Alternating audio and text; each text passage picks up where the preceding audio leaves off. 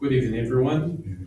We will begin the evening service of the World Messianic Church of America, Miroku Association headquarters, expressing our gratitude to God and Meishu-sama for the permission and protection granted us while participating today in God's divine plan of constructing a paradise on this earth. Amatsu-Norito and Miroku Prayer. Please stand.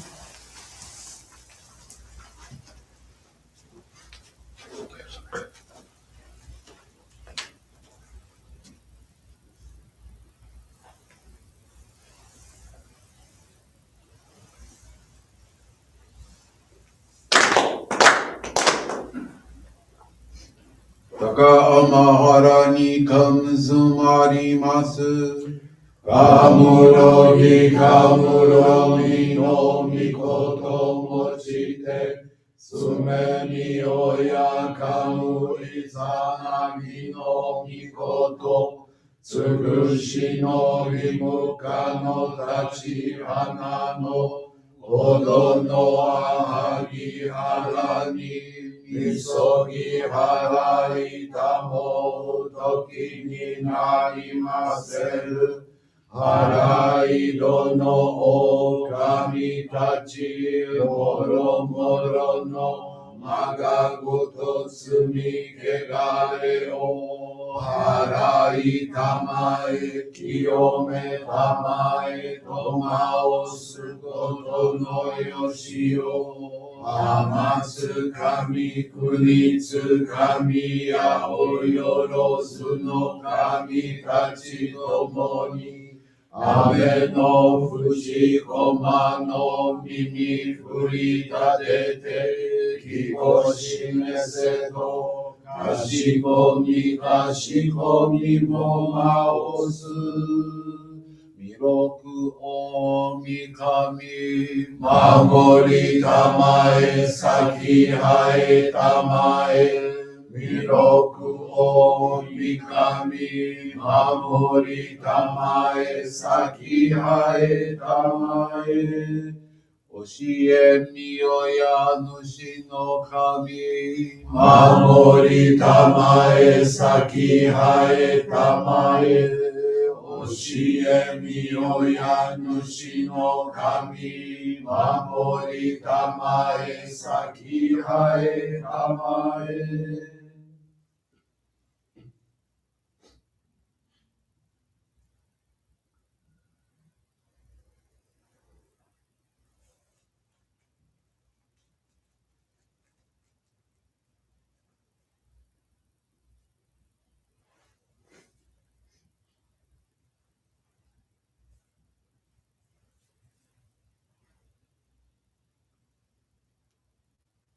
Kum nagara tamachi haemase.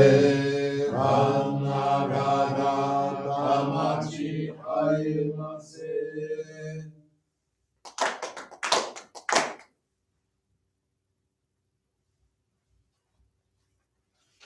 Great God of light, creator and giver of all life. In accordance with your divine will, the long days of night draws to an end. Your radiant divine light, shining ever more brilliantly, awakens the dawn of the glorious age of light, a time long awaited by all humanity. We thank you for guiding us to your divine plan, and for the privilege of channeling and receiving Johrei. May our spirits and bodies be illuminated and purified as we live your truth given to us by Meishu-sama. Make us pure and effective instruments of your divine light, so that we may serve you and all those with whom we come in contact. May paradise on earth be realized, with health, peace, and prosperity, a reality in our lives. Great God of light, bless and protect us, radiate our souls with your divine light, so that we may truly become instruments of your great plan.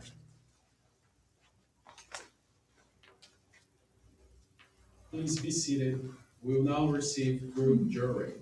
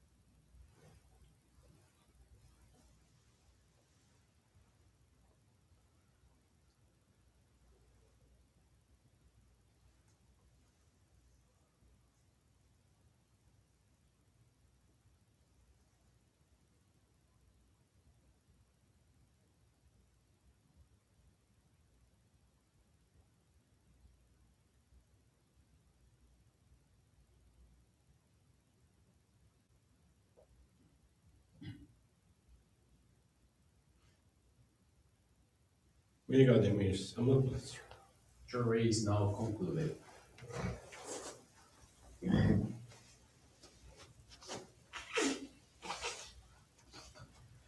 We'll now listen to a reading from Meishu-sama's teachings. Turning to God. Now that I am enveloped in God's great light, I am no longer disturbed by the turbulent storms that rage in the world around me. We may be surprised to find the very fate that others experienced yesterday becoming the fate that we ourselves must face today, for such is the way of life. We cannot see the distortion caused by dark forces until it is clearly reflected in God's mirror. For those who lack faith in God, spiritual clouds are removed through suffering.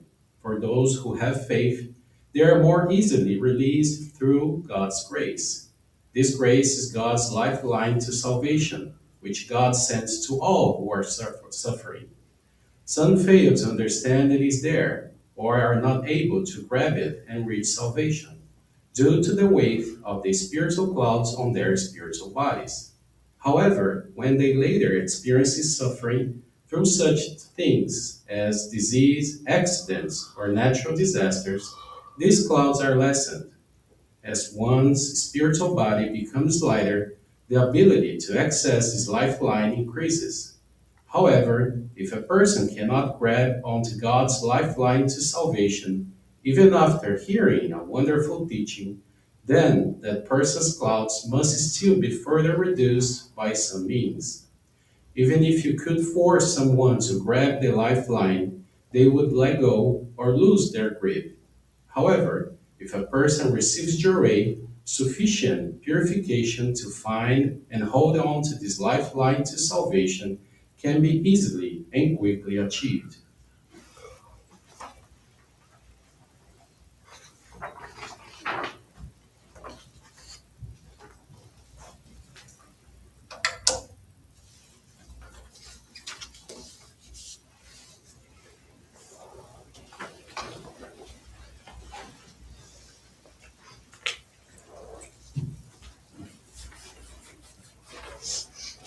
Good evening, everyone. Thank you for joining the Miroku Association headquarters evening service, and thank you for your continuous prayers towards the world peace, the victims of wars, of natural disasters, as well as man-made disasters and accidents.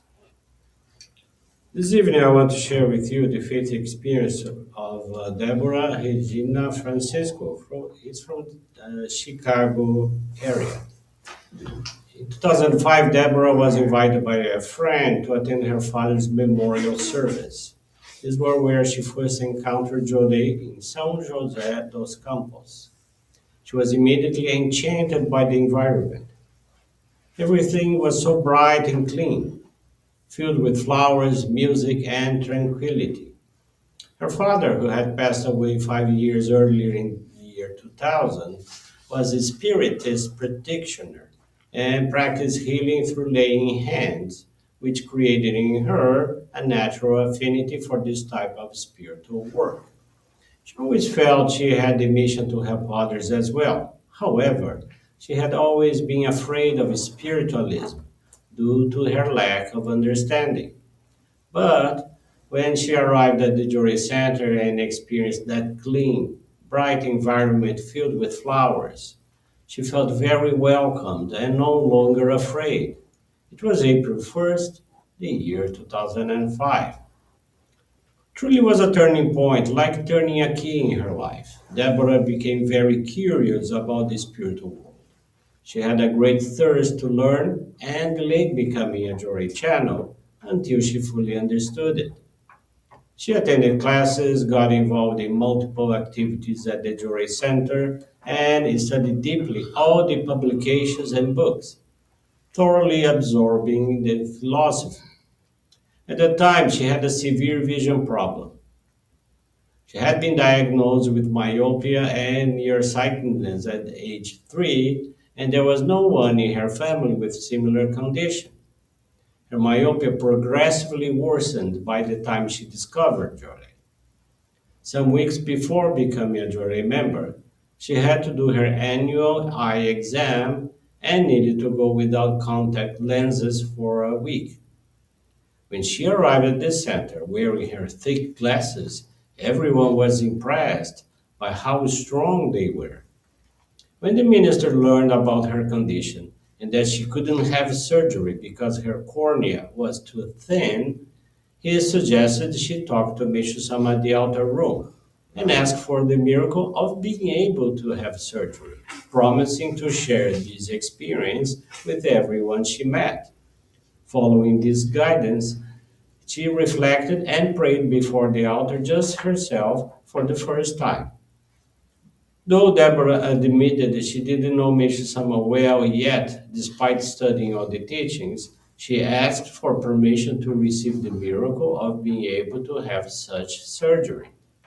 The minister also instructed her to receive as much Johrei as possible until her medical appointment. So she did. She left work at 3 p.m. and stayed at the center until closing at 8:30 p.m. every day. On weekends, she stayed there all day for about 10 days. Deborah intensified her Johrei commitment, and when she wasn't at the center, she studied the teachings during her commute. On the day of her eye exam with the new eye doctor, something miraculous happened. After reviewing her results, he asked why she had never had surgery. When she explained about her thin cornea, he said, "That's not what I see in your exams. You may have surgery and eliminate your myopia completely." Deborah was overwhelmed with joy. She began crying at the moment and left there in tears, immediately calling her mother, her minister, and friends to share what had happened. Comparing the measurements from her previous exams with the new ones, her cornea thickness had increased to sufficient levels for surgery. When she asked the doctor if it was normal for the cornea to thicken, he said it was like asking if an adult finger grows. It simply doesn't happen.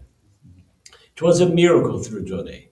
She was anxious to get the surgery done, but the minister advised her to become a Johrei member first, that should prioritize spiritually before the material aspect.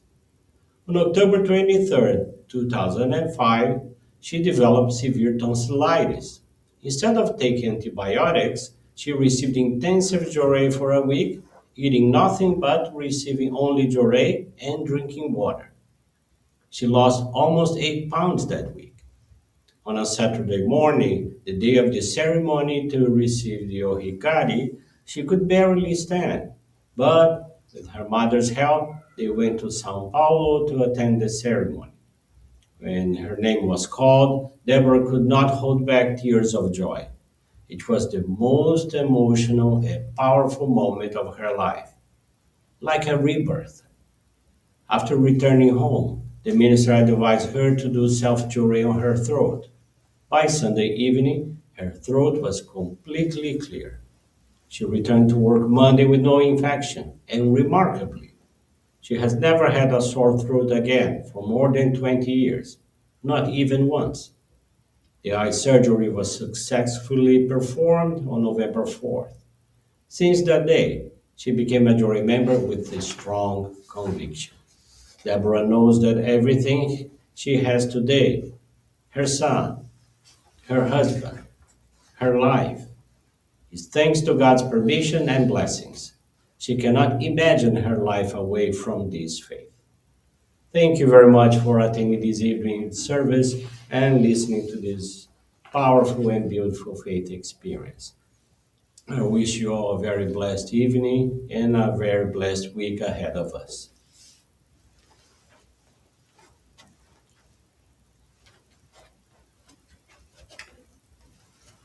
This brings to a conclusion of our evening service.